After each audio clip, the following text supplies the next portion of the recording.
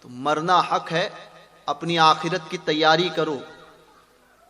بغیر داڑیاں رہتے ہو، بعض تو وہ ہو گئے جو عمر کے اس حصے میں پہنچے، اب تو موت آنی ہی ہے۔ موت کا کسی کے لیے جوانی اور بچپن اور بڑھاپے کا کوئی تعلق نہیں ہے، مگر بڑھاپا آ گیا تو اب تو تمام باتیں پوری ہو گئی، اب تو موت آنی ہی ہے، مگر اس کے باوجود بھی وہ داڑھی منڈاتے ہیں، داڑھی منڈاتے ہیں اور کہتے ہیں کہ نہیں نہیں، ابھی تو تب کریں گے جب حج پہ جا کر آئیں گے، داڑھی تب رکھیں گے جب یہ ہو جائے گا۔ اتنے میں موت آ جاتی ہے، بغیر داڑھی چلے جاتا ہے۔ تو یہ کام کون کرنا ہے؟ مسلمان ہو۔ کہتے بعض لوگ تو یہ کہنے لگے کہ نوکریاں نہیں ملتی۔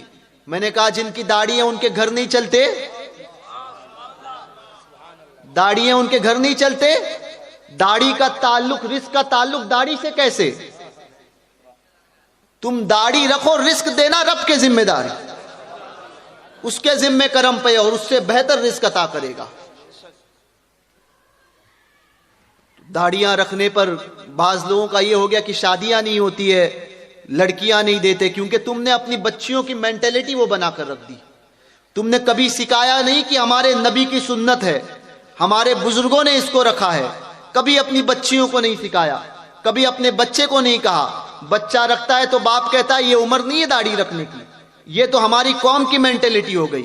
کفاروں کے طریقے پر عمل کرو اور پھر یہ امید رکھو کہ یہ بچہ مجھ سے وفا کرے گا، تو وہ بچہ بھی وہی کرے گا جو تم نے اس کو سکھایا ہے، کہ بڑھاپے میں پہنچو گے کہ وہی تمہیں اپنے گھر کے باہر رکھ دے گا، اور پھر بعد میں کوستے بیٹھتے ہو کہ اولاد ایسی ہے، اولاد پوچھتی نہیں ہے۔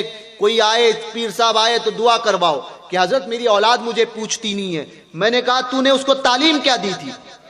تعلیم دی تھی کہ ماں باپ کی نافرمانی کرنے والا جہنم میں جائے گا؟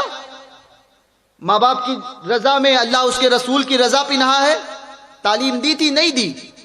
اور آج جب تعلیم نہیں دی تو پھر ببول بونے کے بعد میں گلاب کی پھول کی امید کرنا ہی بے وقوفی ہے نا۔ بویا ببول تھا اور کہتے ہو گلاب کا پھول ملے، تو یہ نہیں ہوگا۔ اپنی اولاد کو سکھاؤ، دین سکھاؤ، حب رسول کیا ہوتا ہے وہ سکھاؤ، حضور کے دشمنوں کا بغض پلاؤ۔